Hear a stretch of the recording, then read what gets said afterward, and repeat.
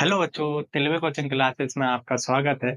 आज हम under root 5 को अंडर रूट 5 अपरिमेय संख्या है ये सिद्ध करेंगे बिल्कुल आसान तरीके से। तो देखें जरा। ठीक है, वीडियो को लाइक करें और चैनल को सब्सक्राइब करें। बहुत अच्छी वीडियो है ये। ठीक है, तो आप देखें जरा, सिद्ध कीजिए कि अंडर रूट 5 एक अपरिमेय संख्या है। बिल्कुल आसान है।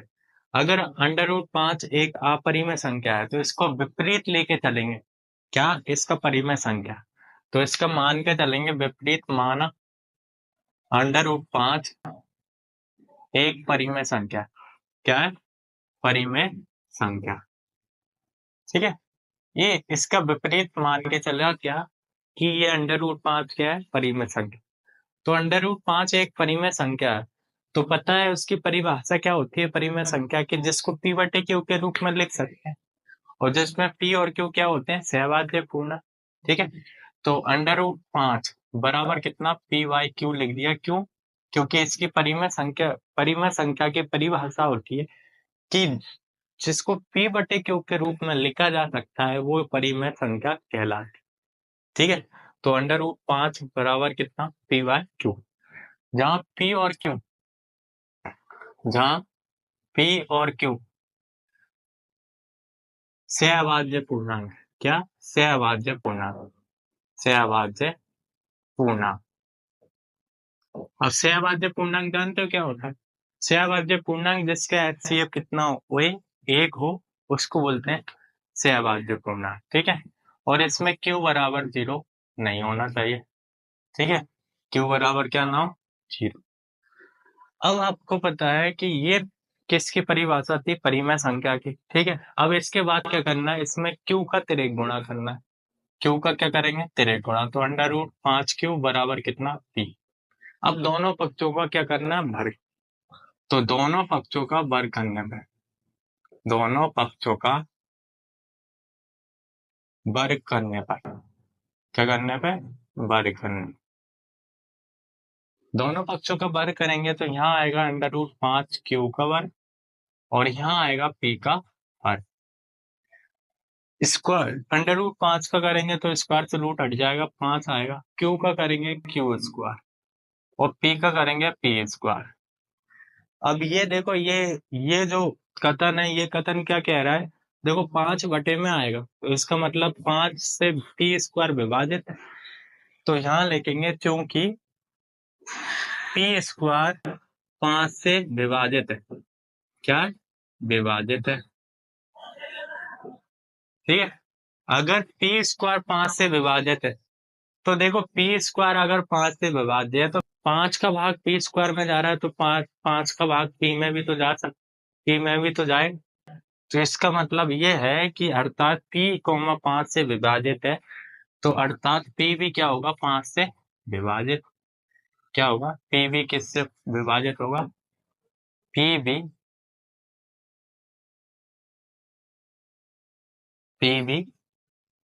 5 से विभाजित है। ठीक है, विभाजित है। इसको कथन ए दे दो। कथन क्या? ए। ठीक है, अब इसमें क्या मानना है? अब p की जगह क्या मान लो? 5 आर। p की जगह क्या मान लो? 5 आर। और जहां r क्या है? एक पूर्णांक।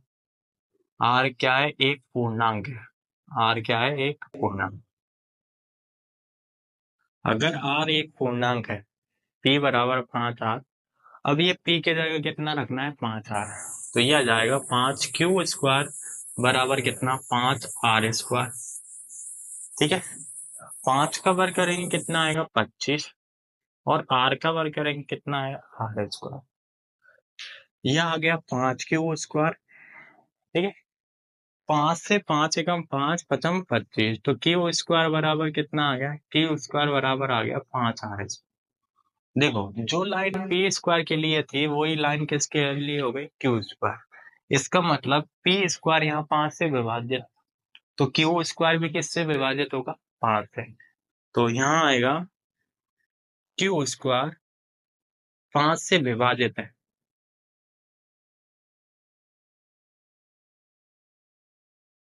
अब देखो, क्यू स्क्वायर 5 से विभाजित है तो क्यू भी किससे होगा? 5 से विभाजित।